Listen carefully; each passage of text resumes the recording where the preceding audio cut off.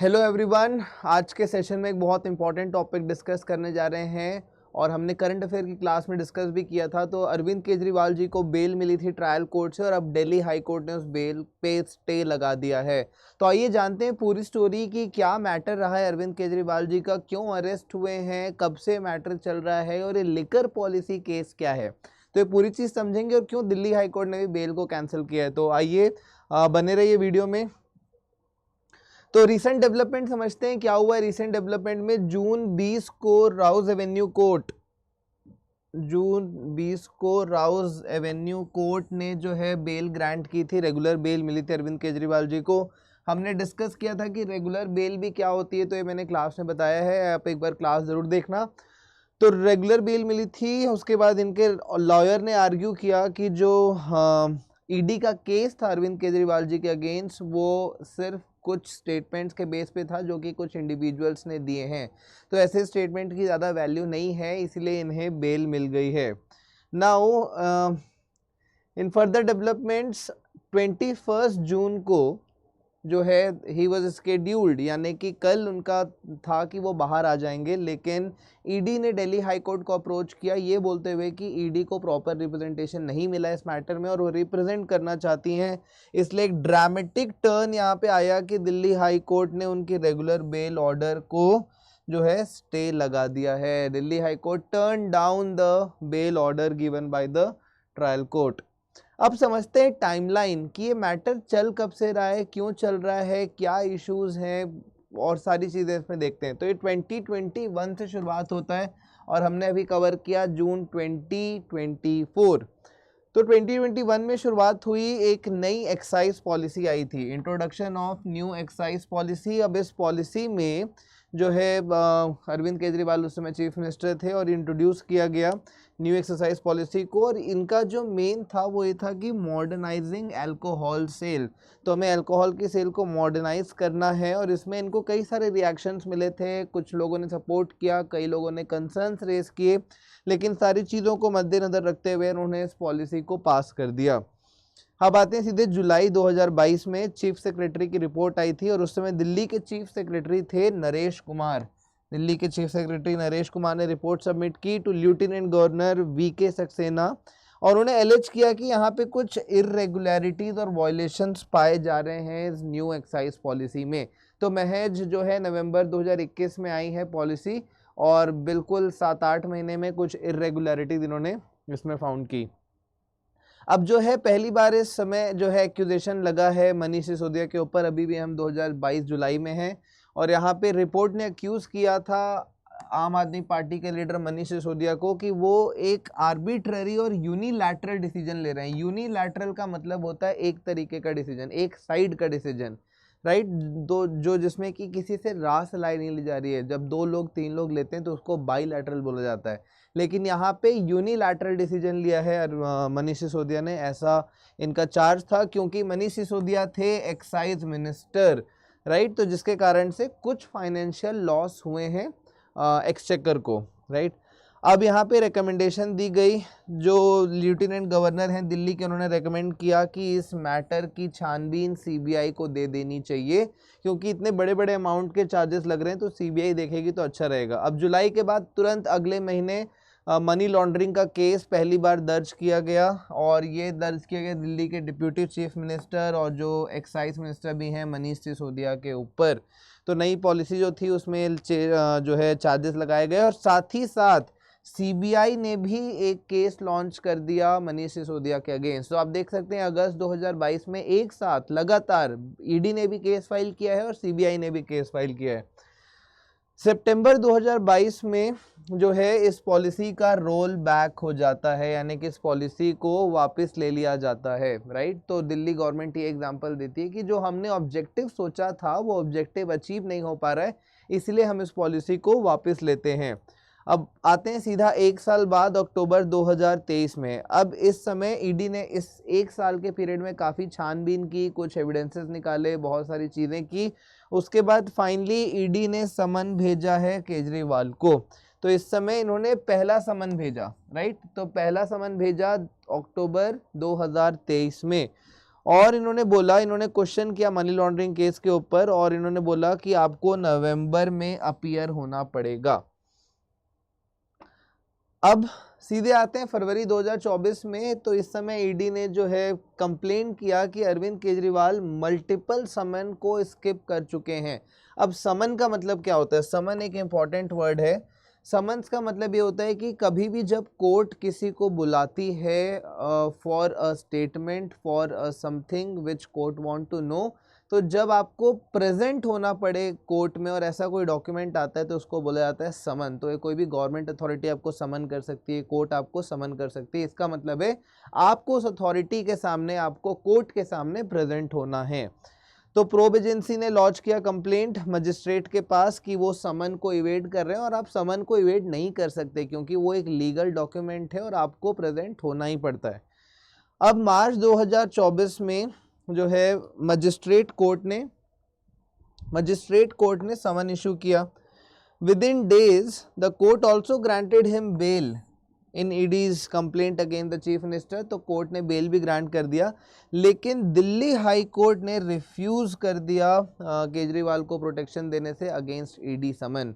और फाइनली जाकर 21 मार्च को केजरीवाल अरेस्ट हो जाते हैं। तो ये हमने देखी एक लंबी कहानी थी, कैसे 2021 से लेके 2024 तक हम आए, और इस समय फाइनली मार्च 2024 में 21 मार्च को केजरीवाल को अरेस्ट कर लिया जाता है। और केजरीवाल अब अरेस्ट हो गए, और यही एक समय था जब इलेक्शन की कैंपेनिंग चल रही थी, तो ये एक बहुत इंपॉर्टेंट समय भी था उनके लिए, लेकिन फिर भी अरेस्ट हो गए। और उनकी पार्टी ने काफ़ी प्रोटेस्ट किया इस चीज़ को लेकर, लेकिन फिर भी उनके बेल नहीं मिली।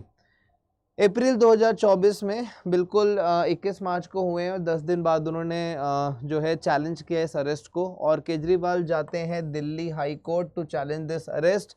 और आफ्टर मैनी कोर्ट विजिट अब उन्हें फाइनली तिहाड़ जेल में ट्रांसफ़र कर दिया जाता है, जहां पे मनीष सिसोदिया और सत्येंद्र जैन ऑलरेडी अरेस्टेड हैं अलग अलग मैटर्स में। अब मई 2024 में सुप्रीम कोर्ट उन्हें एक इंटरीम बेल ग्रांट करती है। कितने दिन के लिए? 21 डेज के लिए एक इंटरीम बेल मिलती है, क्योंकि लोकसभा इलेक्शंस आ रहे थे, और लोकसभा इलेक्शंस के लिए अरविंद केजरीवाल ने प्लीड किया कि उन्हें अपनी पार्टी को सपोर्ट करना है, प्रचार करना है। तो इन कारणों से क्योंकि अभी इस मैटर की सुनवाई भी शुरू नहीं हुई है और कोई दूर दूर तक एविडेंसेस नहीं है कि अरविंद केजरीवाल गिल्टी हैं कि नहीं है, तो इस चक्कर में सुप्रीम कोर्ट ने 21 दिन का इंटरीम बेल अलाउ किया। इसके बाद केजरीवाल ने एक्सटेंशन के लिए भी रिक्वेस्ट डाली थी कि उन्हें और एक्सटेंशन चाहिए, लेकिन सुप्रीम कोर्ट ने एक्सटेंशन देने से मना कर दिया।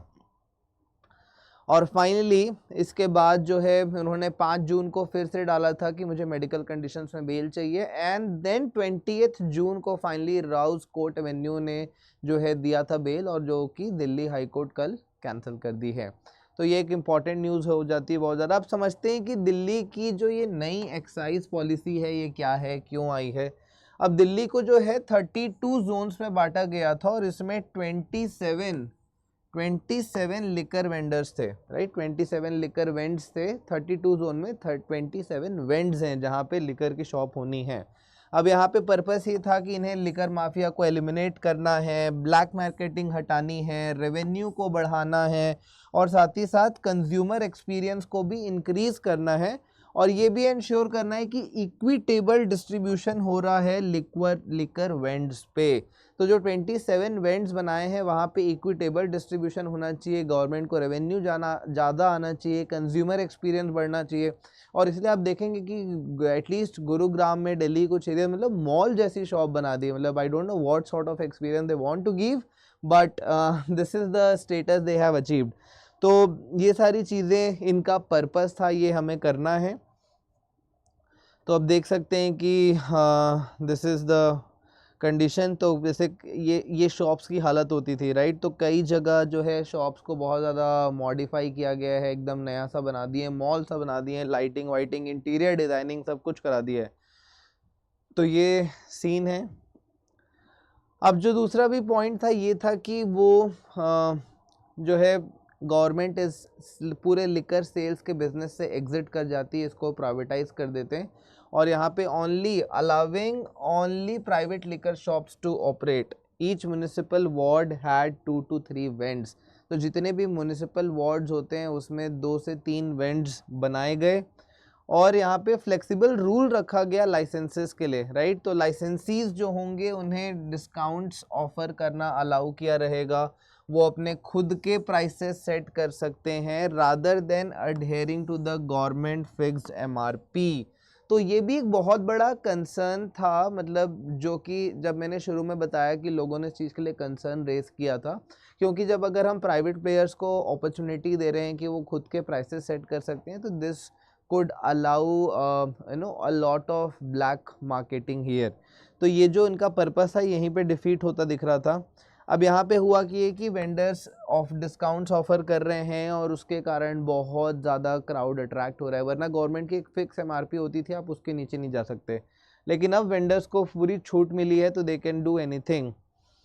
जब ऑपोजिशन ने प्रोटेस्ट किया तो यहाँ पे एक्साइज डिपार्टमेंट ने टेम्पररीली कुछ समय के लिए जो डिस्काउंट्स थे उनको विड्रॉ कर लिया, राइट।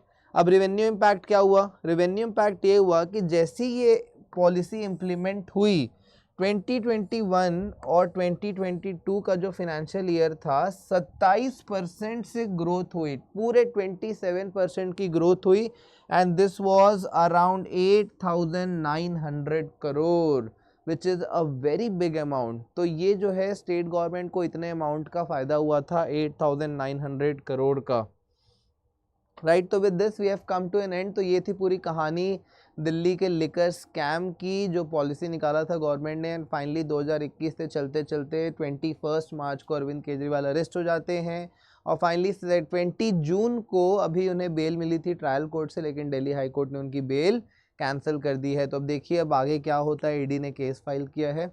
सो ऐसे और वीडियोस देखने के लिए subscribe to our channel and we will be coming with more such videos. हमारे कुछ नए बैच आ रहे हैं, क्लैट 2025 का क्लासिक बैच है in which I will be taking legal and current affairs. आप ये कोड यूज़ कर सकते हैं जिससे आपको और डिस्काउंट मिलेगा, right. So this is our Telegram channel, आप टेलीग्राम चैनल ज्वाइन कर सकते हैं, ये है यूज़र नेम, आप उधर स्कैन भी कर सकते हैं, और इसमें हम काफ़ी सारे हमारे जो भी क्लास के पीपीटीज होते हैं, पीडीएफ होते हैं, डेली अपडेट्स होते हैं, वो सारी चीज़ें शेयर करते हैं, तो it will beneficial and you can download this app. इसमें काफ़ी सारे फीचर्स लोडेड हैं। So thank you for watching and do subscribe to our channel and see you in the next video.